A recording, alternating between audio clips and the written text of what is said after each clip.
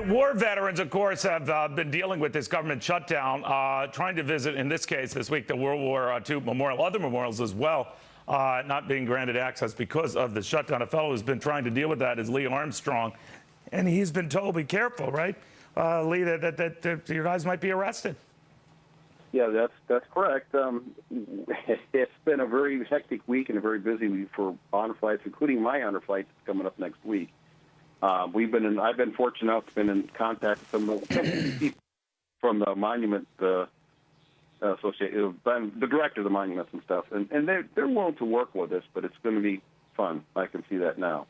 All right, now, Lee, we're told that World War II veterans in particular, when going to the World War II memorial, will be allowed in, but I guess by extension, others will not. That's true. And we were told, basically told to me when I contacted them that the First Amendment rights guarantees us the ability to get in there. So, I mean, I've already talked to every one of the veterans on our flight, and they've assured me that they want to go, they're not going to be stopped. And so I have to be with them. I just can't picture anything seriously happen to them because other flights are right there right today. We've got 5 flights there scheduled to be today from the other hubs. So I don't expect them to be able to block us, but at the same time, I think it's just an absolute sham that we get ourselves in a situation, or the government's got ourselves in a situation. And I, you know, usually we're non-political, and I stay that way. But, you know, I think everybody of our elected leaders, including the President of the United States, needs to read what Harry Truman said, stated, and it's on the wall. And if I may quote it, it says, "Our debt to the heroic men and women in the service of our country can never be repaid. They've earned our undying gratitude. America will never forget their sacrifices." But I guess that's not true in 2013. Well, when the government's shut down, this kind of stuff sadly happens. Lee Armstrong, thank you. To Fox's Elizabeth Pran at that World War II memorial. Elizabeth, what can you tell us?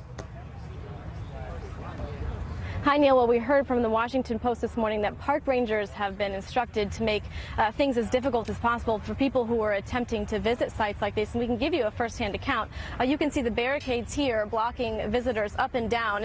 And some of these barricades are connected by wires here. Now, I will say that there have been groups of veterans coming in throughout the morning, not only from Texas, but from Oregon. And they're having the same experience that a lot of veterans have been having this week. They're flown in from a charity organization called Honor Flights. They're getting help from lawmakers to take down these barriers of fighting for access to the memorial.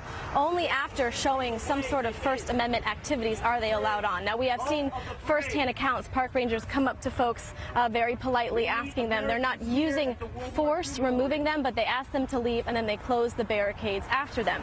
Now, I will say we have seen reports across the country that state governors, even Reince Priebus from the Republican National Committee, have offered to privately fund any of these parks so people can continue to visit them. But the Department of Interior, which heads all of the parks, the National Park Service, is basically saying that cannot happen, that the only way these parks are going to be reopened is if that funding comes back through the federal government. But I want to leave you with one note, Neil. I did speak with a gentleman from the Honor Flights, and he said October is an incredibly busy month for them. Once November hits, it gets very chilly, and then it's sad to say, but once springtime hits, unfortunately, a lot of these brave men and women are no longer with us. Neil, back to you. Elizabeth, thank you very, very much. Elizabeth at the World War II memorial. I want to go to Missouri Democratic Congressman Emanuel Cleaver, who joins us right now from the House. Congressman, it seems like they went to a great deal of trouble to board up and lock up what is really open air, monuments that anyone could just sort of walk by. But it seemed they went to an inordinate expense just locking them up or locking them off to the public. Do we really need to do that? I can understand Air and Space Museum, their doors, their valuable stuff inside, but these are just open-air monuments. Is that necessary?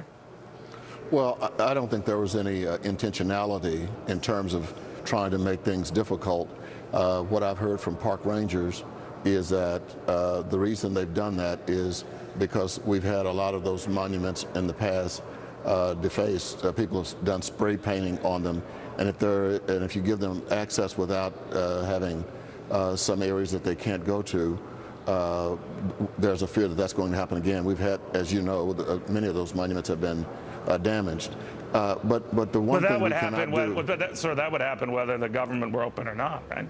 Absolutely. But if there is traffic going in and out of the area as it has when things are open. There are always witnesses. But the thing, Neil, that I think I need to mention is that I had an honor group coming in from Missouri, and Roy Blunt and Sam Graves and I stood over and watched it. And when we saw it being politicized, people trying to get in the way of the camera and talking, the three of us, friends, whether it hurt people's feelings or not, we're friends, and we all just kind of got to the side and walked away. One of the problems we have going here, and I was glad to hear you say earlier, I mean, people just blaming each other. I think this is sad. It is sick. And, you know, a mule can't kick and pull the wagon at the same time. And all we have right now are mules that are kicking.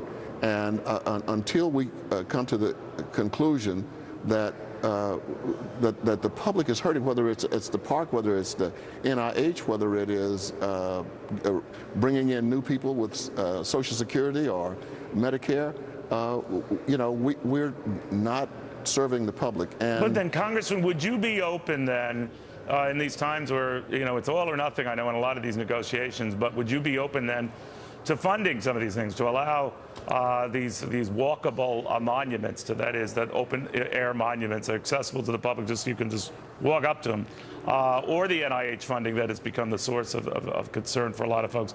Allow them to keep getting their funding while you work the broader details out, because the Democratic leadership, at least in the Senate, seems to be saying it's all or nothing, a clean CR or nothing. If it's a way to bridge the gap in the meantime while you settle differences on bigger scores, is that a possibility to you?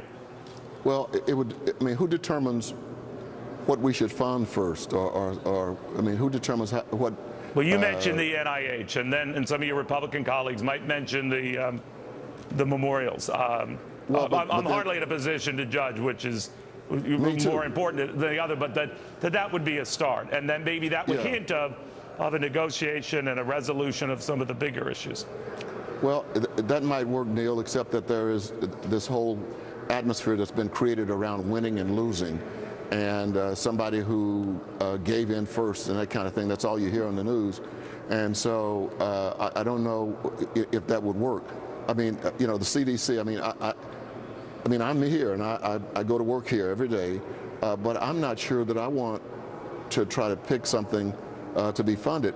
When, you know, I've been talking with my Republican friends, and I don't mean this friendship stuff that they say on the floor, my friend from Ohio. I'm talking about, I have some real friends, and they're saying, look, you know, if the clean CR comes to the floor, it's going to be approved overwhelmingly. And everybody up here knows that. Well, we should see. A lot of people are disputing that the way it's worded, but you could be right. Congressman, it's always a pleasure, sir. Thank you. Good to talk with you. Very, very much. You know, a lot of people say, what risks a downgrade? What could get us downgraded? Republican obstinance, Democratic obstinance?